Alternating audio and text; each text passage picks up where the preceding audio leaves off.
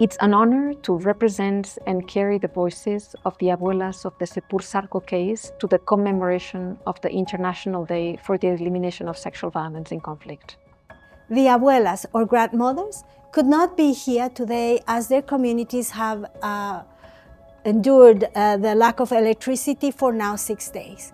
They have asked us to convey their regards to each and every one of you, their recognition of the important mandates of the offices of the special representatives of sexual violence in conflict and children in armed conflict, and their appreciation to the permanent mission of Argentina for co-hosting this event.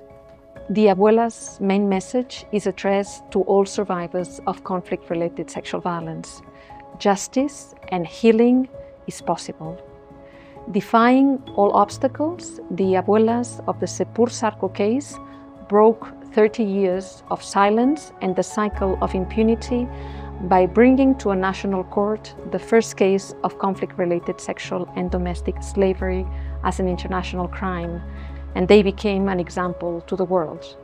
They now continue to raise their voices and share their stories so that what they went through never happens again. Empowered through the process, the grandmothers left behind the shame and the stigma to become icons of the global search for gender justice and leaders in their communities.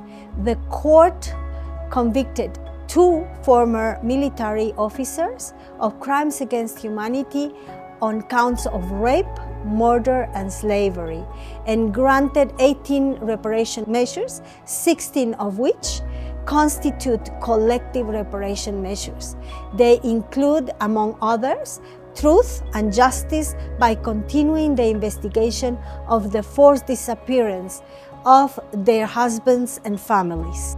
Considering the impact of the 36 years of conflict on the new generations and based on the abuelas' testimonies and requests, these measures also include the improvement of educational infrastructure and the provision of scholarships for primary and secondary school. At the moment, more than 300 children have benefited from these scholarships, and the first cohort of teachers graduated last year. The abuelas also thought of women in reproductive age, as well as newborns and children with health challenges, and requested the establishment of a primary health center in their communities. A mobile center has been installed.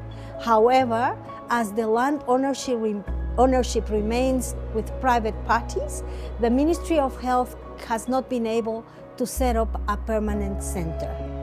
Additionally, the Ministry of Defense has established a human rights school where members of the armed forces enhance their capacities on human rights, particularly women's rights and the Women, Peace and Security agenda. To support the intergenerational healing of conflict-related trauma, psychosocial support has been provided to the community.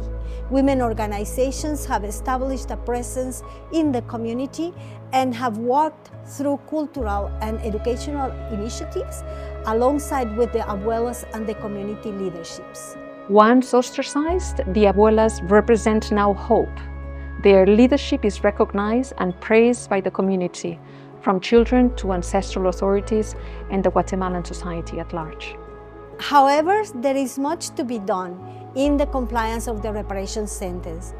In the abuelas' words, the responsible institutions need to ensure the full exercise of their rights and those of their communities, including the realms of education, housing, or land ownership.